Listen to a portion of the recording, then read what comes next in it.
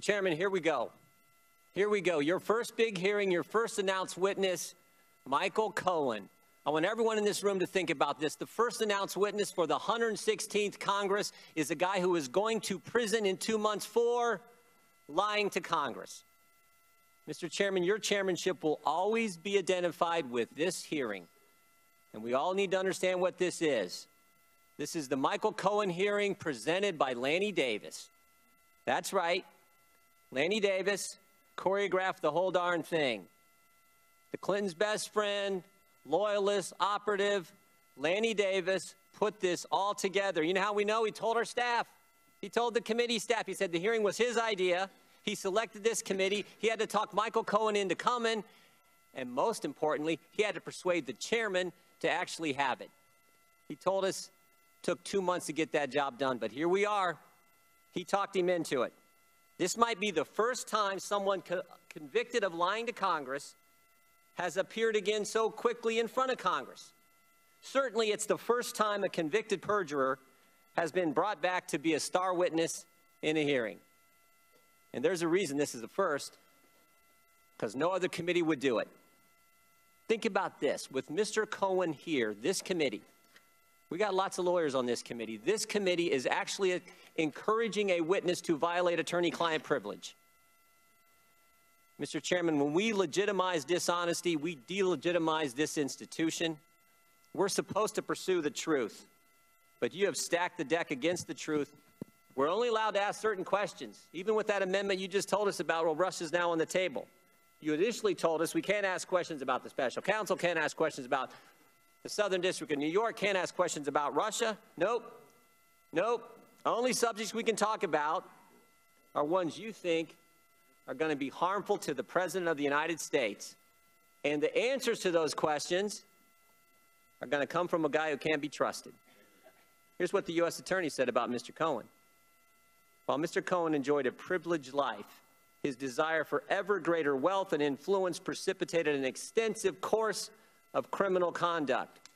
Mr. Cohen committed four distinct federal crimes over a period of several years. He was motivated to do so by personal greed and repeatedly used his power and influence for deceptive ends. But the Democrats don't care. They don't care. They just want to use you, Mr. Cohen. You're their patsy today. They got to find somebody, somewhere, to say something so they can try to remove the president from office. Because Tom Steyer told him to. Tom Steyer, last week, organized a town hall. Guess where? Chairman Nadler's district in Manhattan. 2 nights ago, Tom Steyer organized a town hall. Guess where? Chairman Cummings' district in Baltimore. The best they can find to start this process, Michael Cohen. Fraudster, a cheat, convicted felon, and in 2 months, a federal inmate. Well, actually, they didn't find him. Lanny Davis found him. I'll say one thing about the Democrats. They stick to the playbook. Remember how all this started. The Clinton campaign hired Perkins Coie law firm, who hired Glenn Simpson, who hired a foreigner, Christopher Steele, who put together the fake dossier that the FBI used to go get a warrant to spy on the Trump campaign.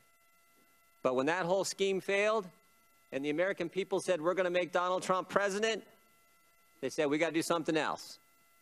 So now, Clinton loyalist, Clinton operative Lanny Davis has persuaded the chairman of the Oversight Committee to give a convicted felon a forum to tell stories and lie about the President of the United States so they can all start their impeachment process. Mr. Chairman, we are better than this. We are better than this. I yield back. Actually, I wanted to note, Mr. Chairman, actually, I have a motion. I have a motion. Gentleman is not recognized. I have a motion under Rule 2K6 of Rule 11. You yielded back, sir. You yielded back. I will make sure that you and I meet one day while we're in the courthouse, and I will take you for every penny you still don't have, and I will come after your Daily Beast and everybody else that you possibly know. So I'm warning you, tread very effing lightly, because what I'm going to do to you is going to be effing disgusting. You understand me? Mr. Cohen, who said that? I did. And did you say that, Mr. Cohen, in your testimony on page 2? You said you did things for Mr. Trump in an effort to protect him. Was that statement that I just read that you admitted to saying, did you do that to protect Donald Trump? I did it to protect Mr. Trump, Donald Trump Jr., Ivanka Trump, and Eric Trump. And in your sentencing statement back in December in front of the judge, you said this, Mr. Cohen, my weakness can be characterized as a blind loyalty to Donald Trump, a blind loyalty that led me to choose a path of darkness. Is that accurate, Mr. Cohen? I wrote that. You wrote that and said that in front of the judge. Is that right? That's correct. Let me read a few other things here, and let me ask you why you did some of these things. When you filed a false tax return in 2012, 2013, 2014, 2015, and 2016, was all that out of blind loyalty to the president? No, it was not. When you failed to report $4 million in income to the Internal Revenue Service, did you do that to protect Donald Trump? No, I did not. And when you failed to pay $1.4 million in taxes, I got constituents who don't make that in a lifetime. When you failed to pay $1.4 million in taxes to the U.S. Treasury, was that out of some blind loyalty to the President of the United States?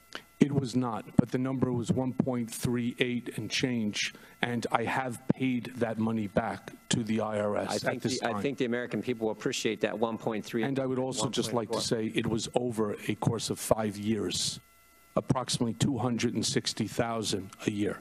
Yeah, and that's what I said, 2012, 2013, 2014, 2015, that's 5 years. Yes. Got it. When you made false statements to financial institutions concerning a home equity line of credit, taxi medallions, and your Park Avenue apartment in 2013, 2014, and 2015, and you pled guilty to making those false statements to those banks, was that all done to protect the president? No, it was not. How about this one?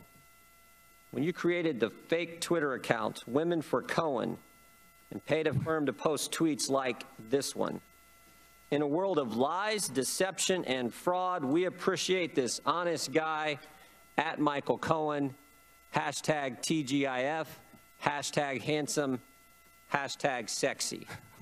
Was that done to protect the president? Mr. Jordan, I didn't actually set that up. It was done by a young lady that worked for Red Finch, and during the course of the campaign, which you would know gets somewhat crazy and wild, we were having fun. That's what it was, sir. We were having fun. Was it done to protect the president? That was not done to protect the president. Was it a fake Twitter account? No, that was a real Twitter account. It exists. You pay a firm to create this I didn't pay the firm to do that. It was done by a young lady that works for the firm. And again, sir, we were having fun during a stressful time. The point is, Mr. Cohen, did you lie to protect the president or did you lie to help yourself? I'm not sure how that helped me, sir. I'm not sure how it did either. Right. And I would like to also note that more than half the people on that site are men. Here's the point. Chairman just gave you a 30-minute opening statement, and you have a history of lying over and over and over again. And frankly, you don't take my word for it. Take what the court said. Take what the Southern District of New York said. Cohen did crimes that were marked by a pattern of deception and that permeated his professional life. These crimes were distinct in their harms, but bear a common set of circumstances. They each involved deception and were each motivated by personal greed and ambition. A pattern of deception for personal greed and ambition, and you just got 30 minutes of an opening statement where you trashed the President of the United States of America. Mr. Cohen, how long did you work for Donald Trump? Approximately a decade. 10 years? That's correct. And you said all these bad things about the president there in that last 30 minutes, and yet you worked for him for 10 years? All those bad things, I mean, if it's that bad, I can see you working for him for 10 days, maybe 10 weeks, maybe even 10 months. But you worked for him for 10 years. Mr. Cohen, how long did you work in the White House? I never worked in the White House. And that's the point, isn't it, Mr. Cohen? No, sir. Yes, it is. No, it's not, sir. You wanted to work in the White House. No, sir. You didn't get brought to the dance. Sir. And now? I was extremely proud to be personal attorney to the President of the United States of America. I did not want to go to the White House. I was offered jobs. I can tell you a story of Mr. Trump reaming out Reince Priebus because I had not taken a job where Mr. Trump wanted me to, which is working with Don McGahn at the White House General Counsel's Mr. Cohen, office. you work for the president. Sir, one second. All right. What I said at the time, and I brought a lawyer in who produced a memo as to why I should not go in, because there would be no attorney-client privilege, and in order to handle some of the matters that I talked about in my opening, that it would be best suited for me not to go in, and that every president had a personal attorney. Here's what I see. Here's what I see. I see a guy who worked for 10 years and is here trashing the guy he worked for 10 years, didn't get a job in the White House, and now you're behaving just like everyone else who's got fired or didn't get the job they wanted, like Andy McCabe, like James Comey, same kind of selfish motivation after you don't get the thing you want.